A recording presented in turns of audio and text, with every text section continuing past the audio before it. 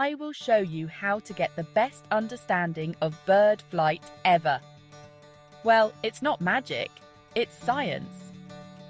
Birds have mastered the art of flying with some incredible adaptations. First up, their bones. They're super light and hollow, making it easier to lift off. Then, those wings, shaped perfectly to slice through the air, creating lift. And let's not forget those powerful chest muscles. They flap the wings, giving birds the thrust they need to stay airborne. But here's the coolest part. Birds can actually control their feathers, adjusting them to steer and glide effortlessly. So next time you see a bird in flight, remember, it's a finely tuned machine of nature. Pretty amazing, huh? Keep your eyes on the sky and stay curious, science enthusiasts.